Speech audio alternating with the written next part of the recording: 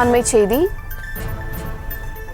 சாலையோரமாக நிறுத்தி வைத்திருந்த கார் கண்ணாடியை சாதுரியமாக உடைத்து திருட்டில் ஈடுபட்ட திருச்சி ராம்ஜி நகர் கொள்ளையர்களை சிசிடிவியை வைத்து தனிப்படை போலீசார் தேடி வந்த நிலையில் தற்போது ஒருவரை கைது செய்திருக்கிறார்கள்.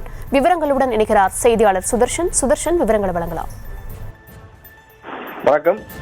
அடையாறுல சாலையோரமாக நிறுத்தி வைத்திருந்த கார் கண்ணாடியை சாதுரியமாக உடைத்து திருட்டில் ஈடுபட்ட திருச்சி ராம்ஜி நகரை சேர்ந்த கொள்ளையர்களை ஒருவரான பிரதீப்பை போலீசார் கைது பண்ணியிருக்கிறாங்க. பெங்களூரை சேர்ந்த நித்யா வெங்கட்ராமன் சென்னைக்கு அவர் வந்திருந்தார்.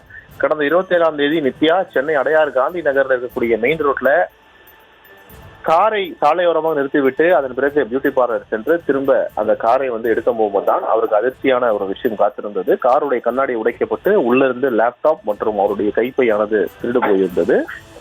இந்த நிலையில அவர் உடனடியாக போலீசில் புகார் அளித்திருந்தார். அதே பகுதியில் உள்ள சிசிடிவி காட்சிகளை ஆய்வு செய்ததில் அடையாளம் தெரியாத 2 பேர் சாதுரியமாக கண்ணாடியை உடைத்து திருடி செல்லும் காட்சிகள் பதிவாகியிருந்தது.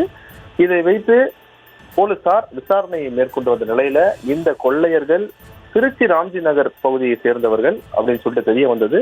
சிசிடிவியை கிட்டத்தட்ட ஒரு 80 கிலோமீட்டர் தூரம் வரை ஃபாலோ பண்ணி இந்த கொள்ளையனான பிரதீப்பை, திருச்சி ராம்ஜி நகர் கொள்ளையனான அந்த பிரதீப்பை திருச்சிக்கு சென்று போலீசார் கைது பண்ணியிருக்கிறாங்க. தொடர்ந்து இவனுடன் வந்த மற்றொரு கொள்ளையன் யார் அப்படின்ற விவரம் சேகரிக்கப்பட்டிருக்கிறது. அவனை தீவிரமாக தேடி வருகின்றனர்.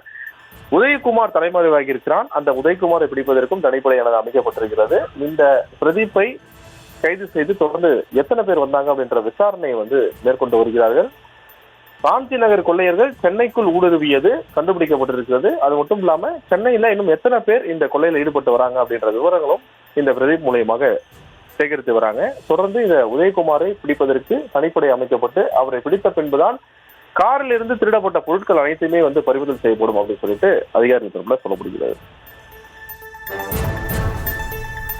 விவரங்களுக்கு நன்றி சுதர்ஷன். செய்திகளை உடனுக்குடனும் துல்லியமாகவும் தெரிந்து கொள்ள சப்ஸ்கிரைப் பண்ணுங்க.